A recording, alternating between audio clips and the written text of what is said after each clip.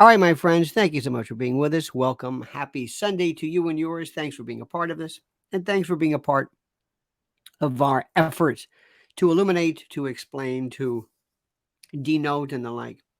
Let me also ask that you please like the video, subscribe to the channel, hit that little bell. Hit that little bell so that you. Someone writes 8:10 a.m. Don't you love that? This is, let me see, this is free, 8:10. He's starting at 8:10. Wow. As opposed to, well, whatever. It's nice that he does this. What do you, little bit of a thing? I can wait. It's okay. 8:10. What's going on here?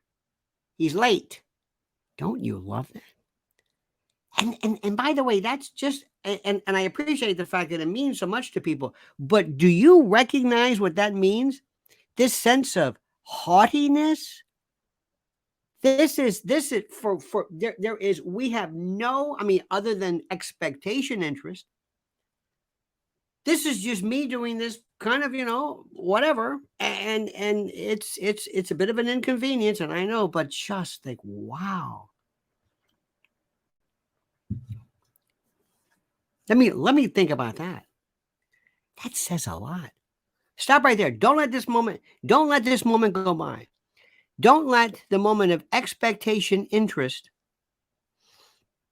and a lack of, I don't want to say etiquette, but that was so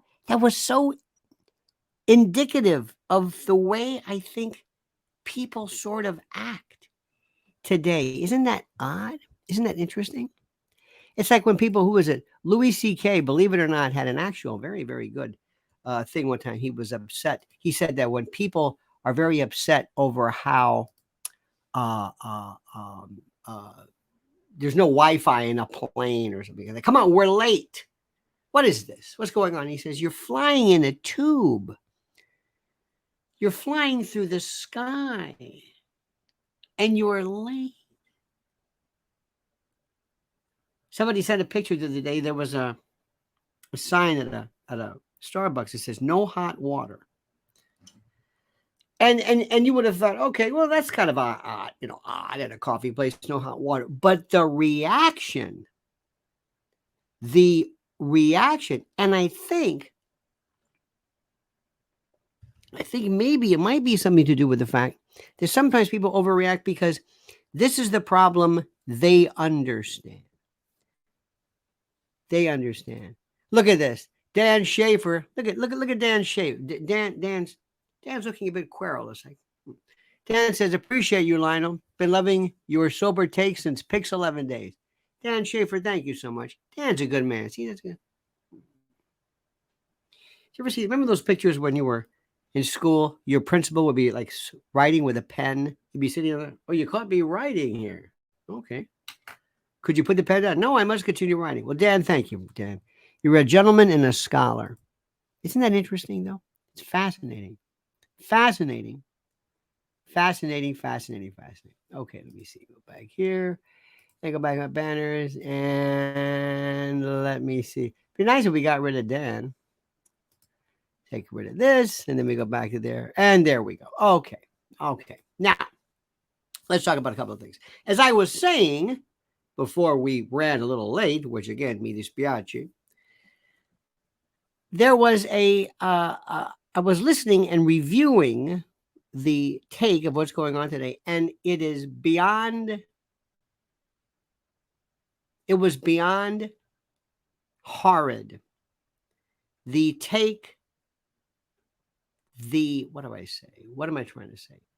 The collective reaction towards everything is something that I just...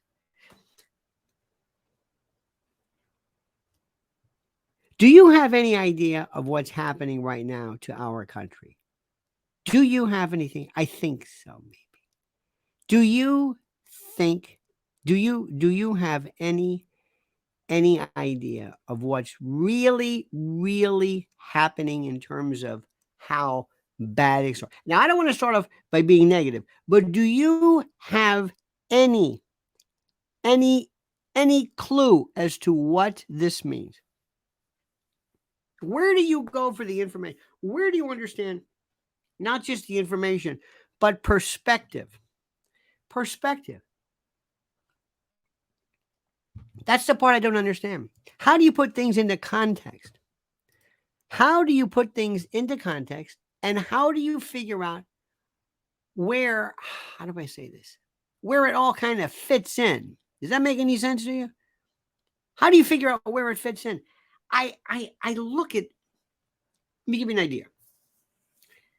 The number one issue right now, the number one issue, and we can start off with this thing, that is a problem, bit of a problem, is the idea that the shadow government, the whatever you want to call it, is hitting us at levels we can't even comprehend. We can't comprehend how many different levels it's hitting us at. And do you, and I'm sure you do you recognize what is happening and why this matters as far as President Trump goes? Do you see what they're doing? Do you really see this? Number two, are people in the news able to differentiate this between President Trump and the presidency and the Constitution? Are you able to see this? Are you able to grasp how this is working? It's not about President Trump. It's about the about all of us, okay? Do you understand this? I'm sure you do. I say this to you, and I want to scream,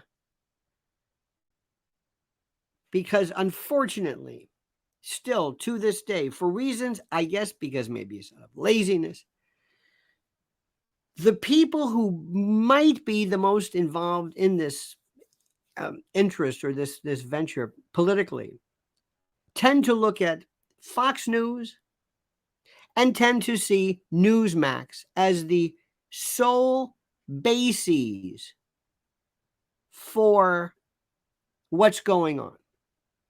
And maybe I'm at a different stage. Maybe I'm at a different age. Maybe whatever it is. I don't need sis, boom, ba, rah, rah, rah. I want the facts. Just the facts, man. By the way, Joe Friday never did say this. It was Stan Freberg who actually said that. You understand what I'm saying?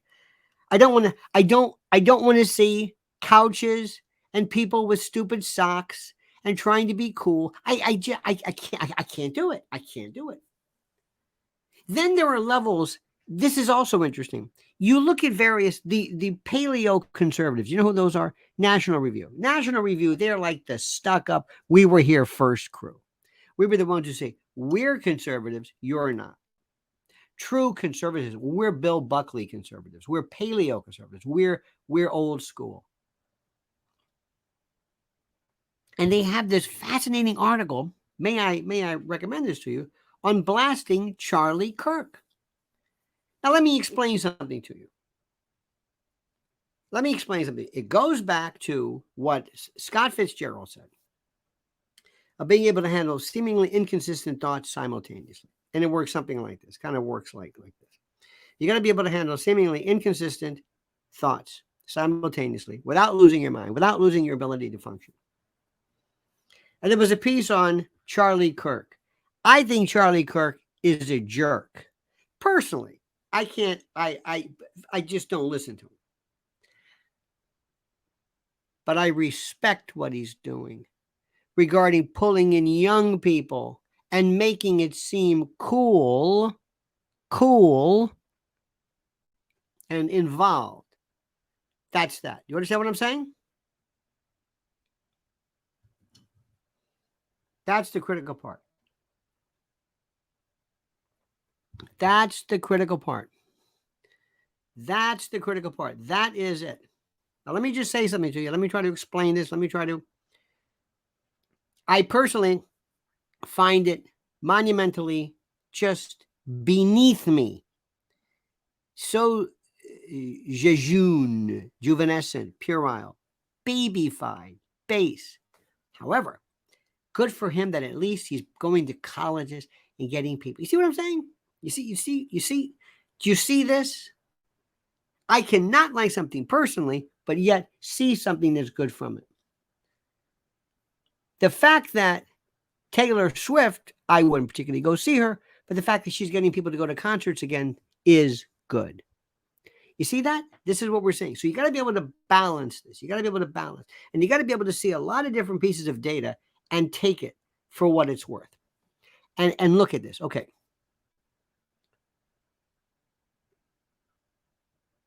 There are people to this day, and they take great.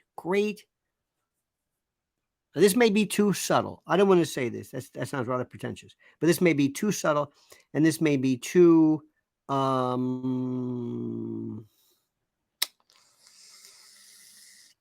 don't know what the word is. This might be too subtle. I'll say that. I'll be so grand as to say it might be too subtle. But I'm interested to see where the country's going to go after this and who's saying what. And the thing that is the most interesting, a lot of people find it exceedingly fascinating. They love to say,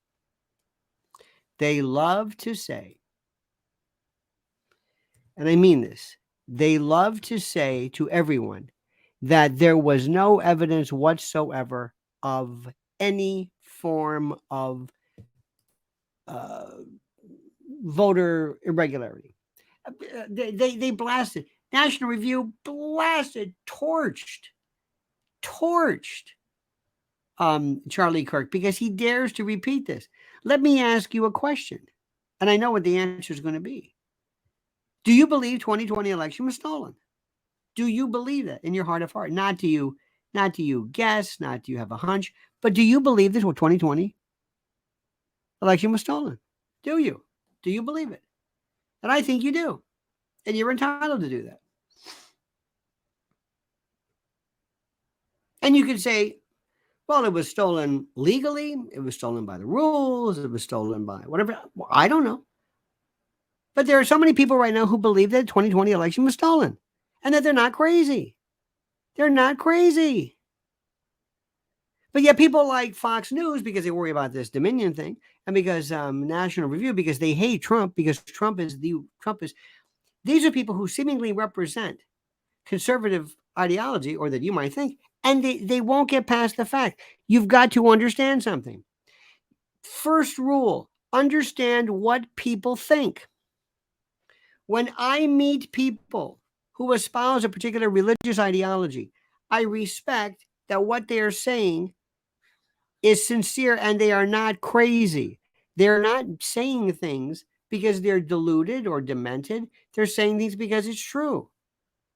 Let me say this again. I may not agree. I may not personally hold it, but there is this idea that if you are somehow connected to the thought process that this election was stolen, we got to start right off the bat with that.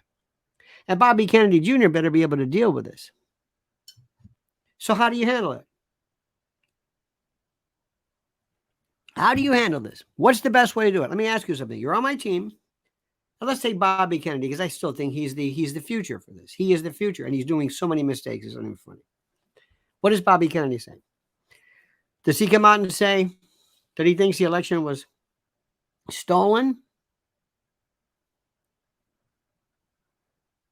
You can't say that. Why? Because you then turn around and you say, but Hillary Clinton's crazy because she says the election was stolen because of Russian interference. But you're doing the same thing. You see what's going on here? You got to be very careful. You can't do the same thing. You got to be very, very, very, very careful. So what Bobby Kennedy has to do is he has to say as follows. This isn't about what I think. I've been doing this for a long time, and I know the difference between between irregularities and problems and systematic theft and the like.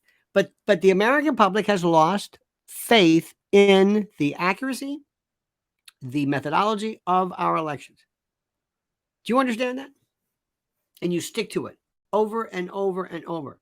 The American people today, both Democrats and Republicans, listen to Hillary Clinton, listen to Stacey Abrams, listen to Jamie Raskin. They said that the election, so think about this, The elections, they said this, that the elections were stolen by the Russians, and they still can't tell you how. What exactly did the Russians do? I don't know. But when the Trump folks talk about it, or Dinesh D'Souza or whatever else, they say, here's why.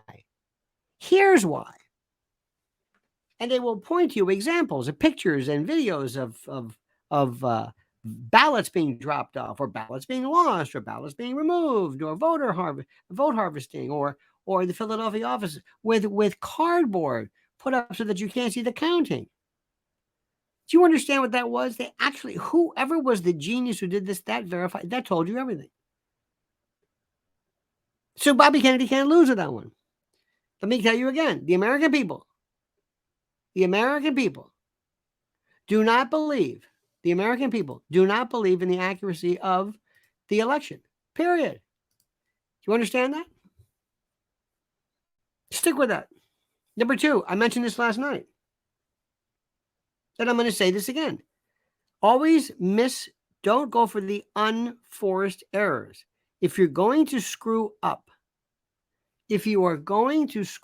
that's fine. If you are going to screw up, do it because of something that was based on maybe a legitimate tactic that didn't work out right, but do not do something where you step on your own, whatever it is, appendage in the leg.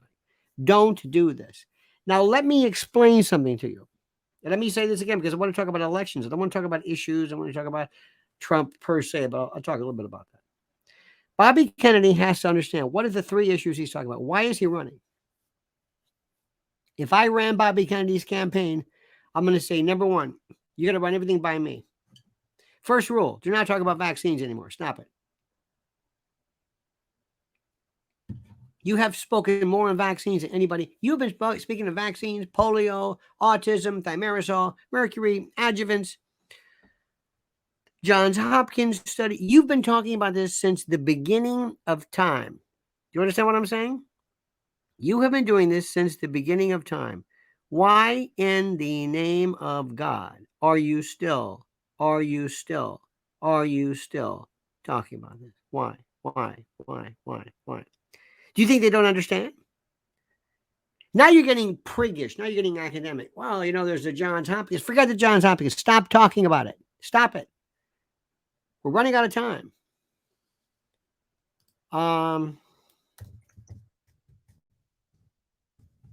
The days until the DNC convention are 379 days. 379 days to the DNC Democratic National Convention. Yep. You got that? August 19th, next year. You got that? You got it? It's critical. Do you understand what's happening? It's critical. Now, I don't know how to explain this to people. I don't know why people aren't paying attention to this, but they're forgetting kind of how this is. And you would think that Bobby Kennedy somehow would maybe know a little bit about kind of how this thing works. You dig it? You dig what I'm saying? And the best part, Chicago. Oh my God. Can you imagine that? Now, I don't know about you. I'm not going to say, but let me explain something to you. If it was the other way around, the shadow government would have made this thing up, crime wave.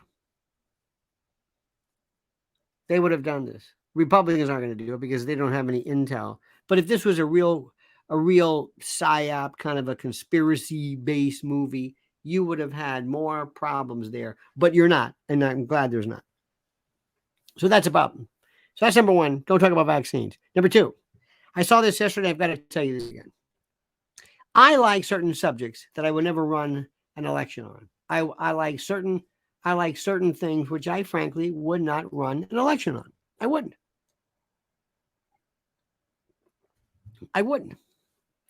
I don't like. There's just some things that I don't know what the word is. There's just some stuff I just would not be a part of. I wouldn't run the election. So the other day, somebody told me they were so excited. Hey, you're not going to believe this. What happened? Now they, of course, watch the news, watch a lot of stuff that we do, and they enjoy all this stuff, and they do certain things. And guess what they do? Okay, they said you're not going to believe this. This is such great news. Well, what is it? Tell me. No, it's great news. Well, tell me, what is it? What is it? Well, the news is that Bobby Kennedy has agreed to, this was yesterday, might not go through. I hope it doesn't go through because it's just stupid. But Bobby Kennedy has agreed to debate Max Blumenthal on Jimmy Dore. Isn't that great? I said, that's the most stupid thing I have ever heard in my life. On what? Don't tell me Israel. Yeah. Oh, no.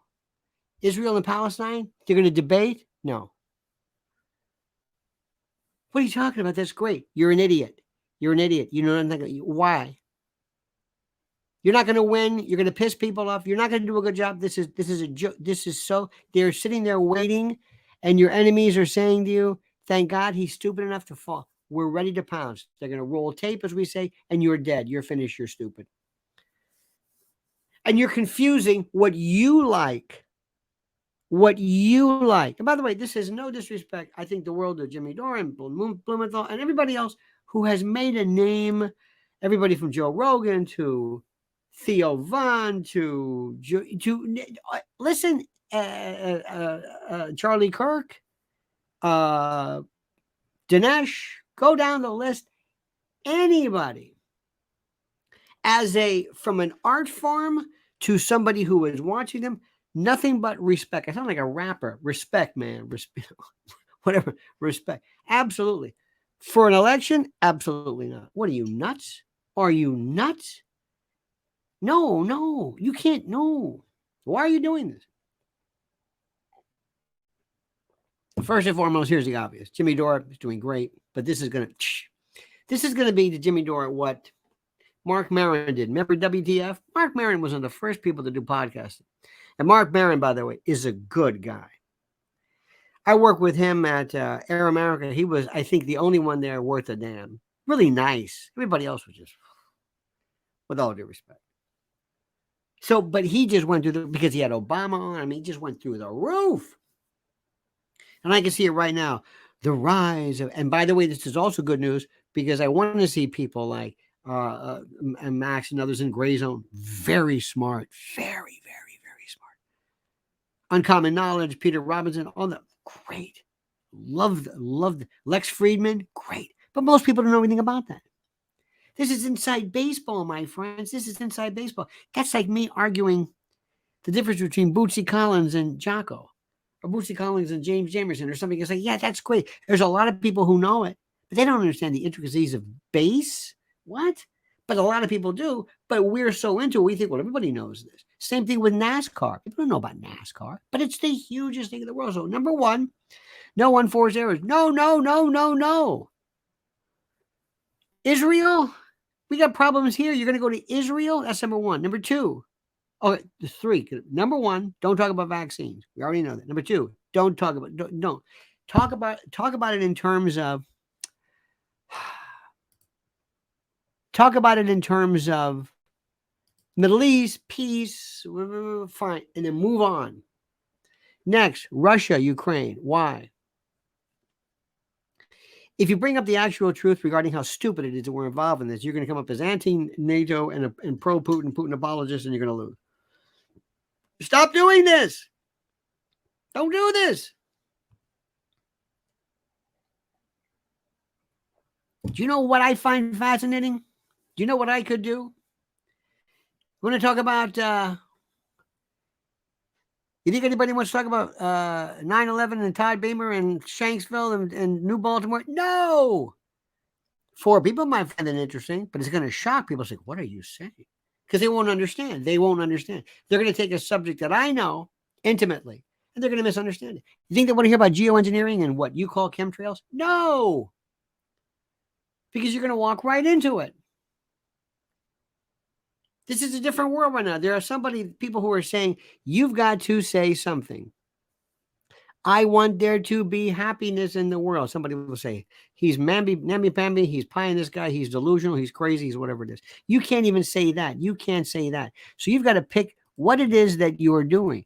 And Bobby Kennedy thinks that he's into this like real, I'm Bobby Kennedy, I'm real smart. And if I talk about this real hip, you're running for office. Let me explain this to you. And I don't mean to be disrespectful.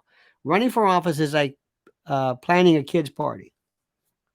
If you got to plan a kid's party, you got a 5-year-old, 6-year-old, let's say you got an 8-year-old kid. You're going to take your kids have a party. 8 years old. What are you going to bring them? Pate, terrines, ceviche? No. Hot dogs, pizza, hamburgers. You know the routine. That's what they love. They love it. They have the time of their life. And cake and this and that. That's it. What do you reinvent to do? Well, I don't think. See, I believe that processed foods and nitrates. Excuse me. This is a birthday party. They can live through one day of nitrates. Trust me. If you bring out, spring rolls, they're never going to talk to you again. These are kids. This is America. People don't know what they're talking about. They don't know the issues. They know little things. It's like professional wrestling. I told you this before. I grew up at the feet of Gordon Soley. I Bobby the Brain Heenan. I was in the biz. You have no idea. So I can tell you stories. And there's one thing about it was very interesting, and Vince McMahon and others. But I go back to the days of Sam Muchnick and Cowboy Luttrell and Eddie Graham and NWA, Florida, Crockett, all those people. Bring in the heat. Good versus evil. It's a very simple idea. Heel versus babyface. That's it. Do not complicate this. Do not go into subject. Don't. Good guy, bad guy. Manichean, apodictic. Left, right, up, down. Right, wrong. That's it. It is that simple. And if you start going there and you start talking about this business, if you start being Bobby Kennedy, and you start going into these wonderful child defense things about, this, you're done. You're finished. You're dead. You don't know the audience. You're not running for office. Drop it down. Drop it down. He needs to sit in a room and needs to be hit with people. And I'm going to say, right, I'm going to write you the questions. What do you think about Trump? I'm going to set you up. What do you think about Trump? What are you going to say about Trump? What are you going to say, Bobby? What are you going to say? This is a good example. Well, I think he's what? Remember, if you say something, you're going to piss off half the voters. How do you say something about Trump without saying anything about Trump? How do you do it? How do you do it? How do you do it? Ladies and gentlemen, Bradley Opland says ChatGPT as an AI language model does not have an opinion about the best political platform in 2024, except understanding the concerns and needs of the people. Bradley, I've seen that a few times, my friend. And by the way, thank you for that. I have seen that repeatedly.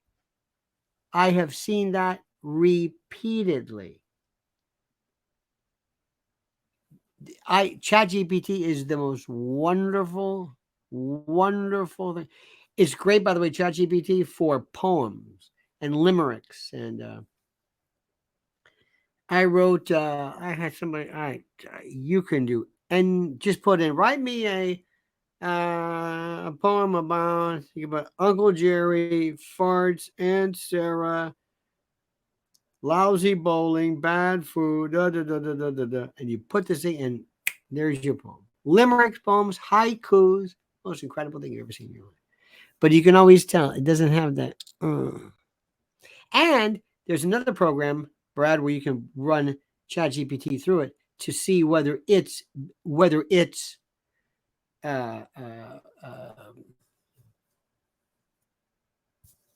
ChatGPT, if that makes any sense.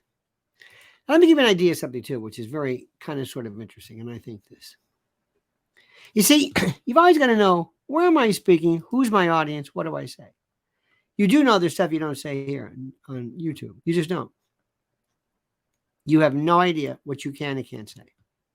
what you can and can't say. One of the reasons why the great people at mypillow.com, promo code Lionel, one of the reasons why they've been so terrific is the fact that, and this is important, is the fact that they have been able to say whatever they want, pretty much. They have tried everything in their power to destroy them. Everybody. They have gone through, they have tried everything. Bed Bath & Beyond, and Bed Bath & Beyond is now no longer in existence. I'm not happy about that because I kind of like them.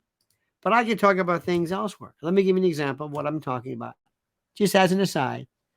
And this is what Bobby Kennedy will have to use as an example. But this is what I don't talk about in public, and certainly not here in this particular forum. But to give you an idea of one thing. First of all, number one, Hollywood has been, this is from this morning, Hollywood has been starlets face utter extinction as sexier, trashier AI influencers invade social media stratosphere. This is the biggest story that nobody understands on YouTube, and that is the idea of AI and AGI. They just don't get it. Next, targeted psyops and coordinated brain science, limited hangout 101. This is the stuff that if you really, by the way, conspiracy theories, as people say, they do exist. Oh, absolutely. And I wish I could teach a class and say, now here are the basics of it. This is good. This is unfounded. This is. How do you talk to a conspiracy theorist? What are you looking for? How do you talk about it? I had a friend of mine, literally, he went to a party. He wanted to talk to somebody. He said, tell me some things to say. Give me some keywords, because he's one of those. I said, okay. Mentioned red pilled and black pilled, and they love jargon. Love it. Here's the one which is the most interesting. This is from the other day. The Obama rumors persist as to closeted penchants and hidden idiosyncrasies. People love the subject of Barack Obama. And they love the subject of who he is, who Michelle is, what's the truth, what's he hiding, they love this. And I've always said, okay, let's look at the evidence. No, look at the evidence. Don't just imagine stuff, because people hate him. I don't. And they read stuff into him, and what they've said about Michelle is just brutally cruel. And they like it because they're cruel. It's like people say, hey, 8 o'clock. There's something that happens when people get in crews. But it's a fascinating issue. And they would never discuss it here. But it all came out this week, and you miss it. And you're not going to talk about it. I got to tell you this. You know that Kaylee Maganin?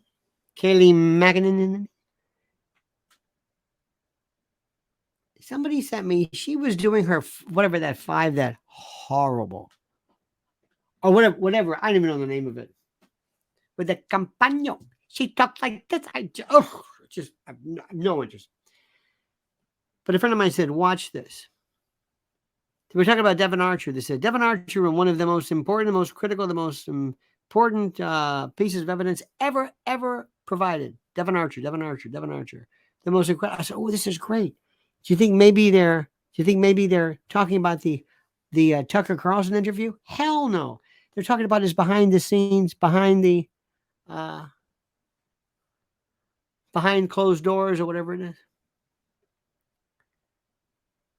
They didn't even mention the interview of interviews, because they are told, do not mention Tucker Carlson. This is how horrible. This was the most important thing in the world. This was the guy. This is the linchpin. Tony Bobolinsky, which kind of went nowhere, and then Devon Archer. It was singular, and I can understand regular, shadow government media doing that, but Fox. This is how petty these people are. They don't want to give you the truth. They just want to give you the, I don't know, this something or other, this version that, I don't know, who knows? So I did something last night. I think I mentioned this about things that Bobby Kennedy shouldn't talk about. Trump, vaccines, Russia, Israel. And if you're going to do it, make sure you speak like a politician. Make sure you speak like a politician. Understand what's going on. Understand what's going on. There are some things that what about school choice? What are you going to talk about school choice? What are you going to talk about that? What are you going to talk about crime? What are you going to talk? What about borders? Bobby Kennedy, borders, borders, borders, borders, borders, borders, borders, borders, borders, borders, borders, crime, crime, crime, crime, crime, crime, crime, crime, crime. Bobby Kennedy. Here's the scene. Very simple. Very Tony Schwartz. Scene. Black stage. Dark stage. Nothing. Lights go down. Big auditorium. Big screens. Lights go down. I love the proscenium. I love curtains, but we don't have those anymore. When curtains stopped going down in Broadway, that's when Broadway lost it. When the curtain comes up, oh man, when you see people walking around behind the curtain, but they stopped it. All right. Curtain goes up. Quiet. Start with a very low, mournful, not a pavane, I don't know what the particular word is, but something almost like a cello, very sad, very funereal, almost like a drone. And it starts off, and the scene is, you don't know what it is exactly. Is it the sun? What is it? Oh, and then it gets clear. Oh, looks like a fire. And then we go through just the most beautifully, we get somebody like, who is it? Is it Rosenthal? No, Rosenthal. Who is it who does the editing for? I love she does it for Scorsese on the QT, and it's crime, riots, Dorn, the cop, people jumping on cars, citizens sitting there with blood streaming down their face, smash and grab, kids missing, just an onslaught, mugshots of traffickers, children missing, leave Sound of Freedom out of it, but something like that. Children, people crying.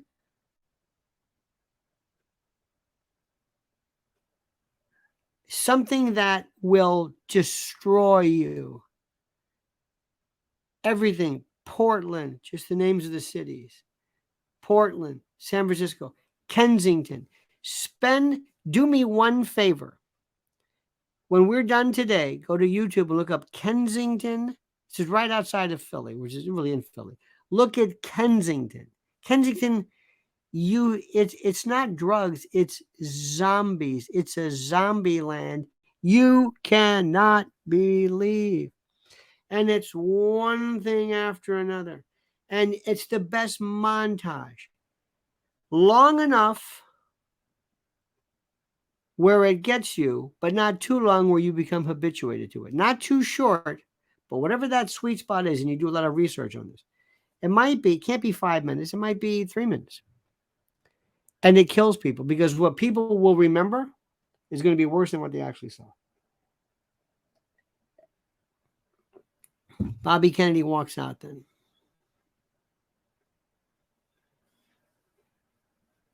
And he looks. Doesn't say anything. He just looks. And that first line could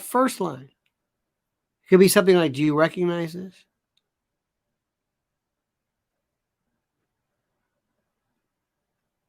Do you recognize this country? This is our country. What happened? What happened? And if ever you want to really show something, kind of before and after, San Francisco, people who've never been to San Francisco almost instinctively said it's the most beautiful city in the world. People always said that. Tony Bennett, I left my heart in San Francisco. They loved San Francisco. They loved to talk about it. Portland, remember Portlandia? with coffee shops and hippies and cool and nice and sweet. And it turned into this. I don't know what happened. Chicago.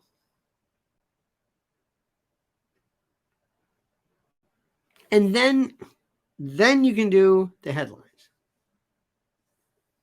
You have to hit people with this. You have to hit people with this. When you're trying to describe, if you're a doctor, if you're a physician, you're trying to tell somebody about diabetes and your patient is not getting the connection. Do you talk about A1C levels, or do you talk about things like amputation and dialysis and blindness? That's what you talk about. You don't, you make sure you don't embellish, but you tell them exactly what's going on here. That's what's happening. You don't have to say Joe Biden. You don't have to mention anybody. You don't have to say it. You don't have to mention Joe Biden. You don't have to mention the Democrats. You don't have to mention anybody. You have to mention parties. Ronald Reagan said, "Are you happy? Are you better off now than you were 4 years ago?" My thing is very simple. Do you want 4 more years of this? It's up to you. Do you want 4 more years? Why do you think this happens? How do we fix this? How do we fix this? Do we fix this by losing the Constitution? No. Do we lose this by giving up our civil liberties? No. But do you want me to tell you the truth? When you have people who start off by saying defund the police, I don't know if he's going to say this, but parenthetically, we live in a world where people, every now and then I still see somebody wearing a mask, and maybe you do too. And they think that mask was some kind of a barrier, was a kind of a protection. Do you understand that? We need something to protect ourselves. We are at war. My friends, we are at war right now. And then this was the other day. This is New York City. This is a city that has about 35,000. You got the 82nd Airborne. This is their police. Look what they did in New York City. And this was an influencer, some streamer who decided, I'm going to show up. And this told the rest of the world, this told terrorists, it told people who want to do us harm, look how unprepared they are. Look how little it takes. Look at this. And you can't say this, but Antifa's watching, BLM's watching. The next group of people, and by the way, it's not going to be BLM or Antifa. It's going to be a group that doesn't have a name. They're saying, oh, this is very interesting. You don't think China wants that? I'm not trying to compare anything, but you try doing that in China. Try it. Try it. Let me explain something to you. And people will never want to say this. There's something very nice about law and order. There's something very, very nice about it. Now, we are almost reflexively taught to always say that we must not ever lose our civil liberties. But let me tell you about something. And I'm going to tell you this, I'm going to tell you again. I told you. I've got a friend of mine, you might call him very conservative. Very. He's kind of in the media, sort of. And he told me, he said, when he lived in China, he said, 2 things he'll never forget. Number 1, I said, did you mind it? He said, absolutely not. Absolutely not. Number one, on billboards, or not billboards, on telephone poles or buildings, there was these placards, very nicely put up. No graffiti. No. And it says, my name is Sergeant, whatever, it's a Chinese policeman's name, Sergeant, Lieutenant, whatever. If you need me, this is my cell number, my mobile phone number. Call me. If you have any problems, call me. Anybody bothers you, call me. This is my sector. I'm in charge of this because there's somebody right behind him who wants to take over. And he can't lose his job. He likes his job. And he's got to make sure you connect. You call me anytime. Anybody bothering you, anything weird, you call me. This because this area, this block or 2 block, whatever this particular quadrant is, that's his area. You call me.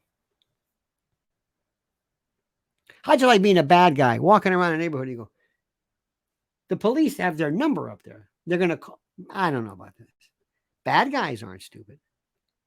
Then he told him this one. This is the one that got me. I've been thinking about this a lot lately. His Chinese friend said, let me ask you a question, Dave, or whatever. If somebody raped and murdered your daughter, what would happen? Well, let's just say raped. Forget murder. Rape. What would happen in your country? Probably not much. He might even be acquitted or he might get some kind of a sentence, or he might not even be caught. I don't know. You know what happens here? He's gone. Because what you do to the family member or to the family or to the person of one citizen, you do to everyone. We don't look at it like, well, these people over here. Oh no. It's like this was the ultimate in no good. I saw something the other day, I almost cried. It's this wonderful thing of these expats. And by the way, I'm not saying China is great. But let me ask you a question. There was a time during the 30s, 40s, 50s, 60s when they were lynching black people. When black people had absolutely no rights. They couldn't even go to the bathrooms and separate. Most people I know said, I didn't know anything about that. They didn't have that in my town. I was in the South. I never saw color only once. Never. I think that's terrible. So just because the country either allowed it or didn't, doesn't mean that people agreed with it or countenanced that or whatever. So the same thing with this. A lot of people in China say, I don't know. The Uyghurs and Falun Gong, that's not my thing. But I'm here in wherever we know more Chinese people. It's weird. It's just, one friend of ours, her parents, they're retired at 40. I don't know how they retire. They're great. They don't say anything. They've got no beef. Police don't break down their door. They're fine. Again, I'm just giving the reality. But let me tell you this. The one that got me the other day. It was about Japan. It was being an expat. And what the rules about being in Japan. Number one, don't talk in a subway. Do not. Complete silence. Number two, don't eat in public. If you want to eat something, you turn the corner, you go hide. You're walking down the street with a slice of pizza. Oh, no. You get out of the way. Littering? Never. And they went through this whole thing about courtesy, it was the most beautiful thing in the world. And here's the best part. And it made complete sense. One person was speaking, oh, I love China. I love Japan. I love the people. Do they treat you? They treat me with tremendous respect. But there's no way I'm ever be accepted. I mean, they're going to be nice to me, but I can't marry me. But no, he goes, I'm not Japanese. They're Japanese. I'm not. They're wonderful people. They have a thing, and this is, of course, somebody Japanese may say that's not true, but I'm telling you what I saw. They have no problem with that. This is our tradition. This is our people, our whatever it is, and we want to stay Japanese, and that's it. It's called tradition. It's called pride. It's called nationalism. It's called whatever you want to do. You have a problem with that? I don't. They wanted to look Japanese and be Japanese and become Japanese and speak Japanese and go to the culture and not lose that which is Japanese, up to and including looking like Japanese. And that meant intermarriage with. Now, they may not say it officially. You got a problem with that? I don't. It's not against the law. It's not anti-miscegenation. But it was called pride, and it was called tradition, and it was called respect. And I got no problem with that. None. None. You know Marine Le Pen? You know who Marine Le Pen is? She is the right-wing French. She runs for president. They asked her, what do you think about a burkini? About burkas and burkinis. She says, no way. She said, that's not French. I love that. Loved it. That's not French. That's beautiful. You see, we're a mess in this country. We don't know who we are.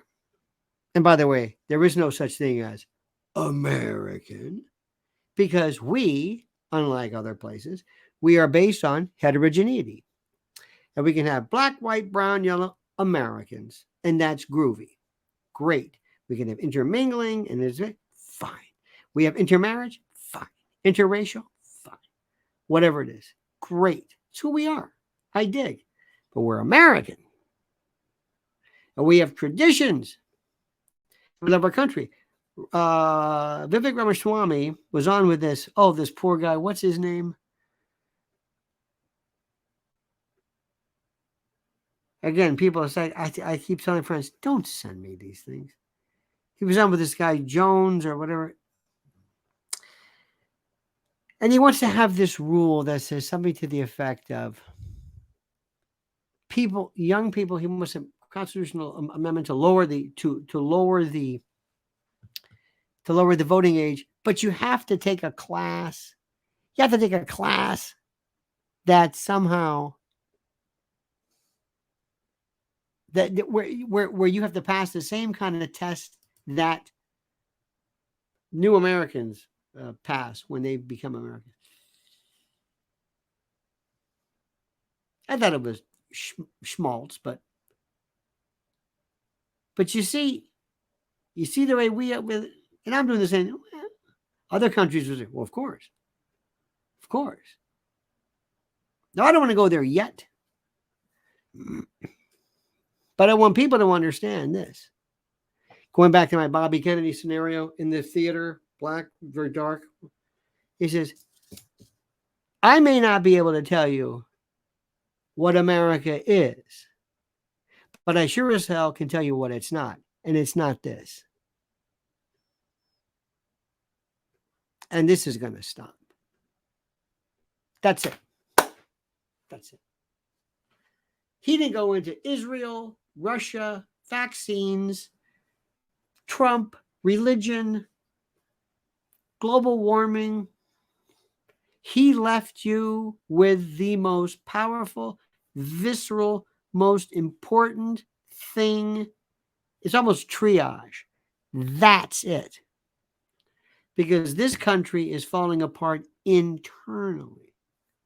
Remember, every time you see something, that's just B-roll for Bobby. That's all. I don't know if he really wants to be president. I don't know if he's really serious about that. And Bobby, they're going to try to set you up with some little chickie. You know that. You know it. I'm telling you. You know it. They've read your bio. This is real guerrilla warfare stuff here.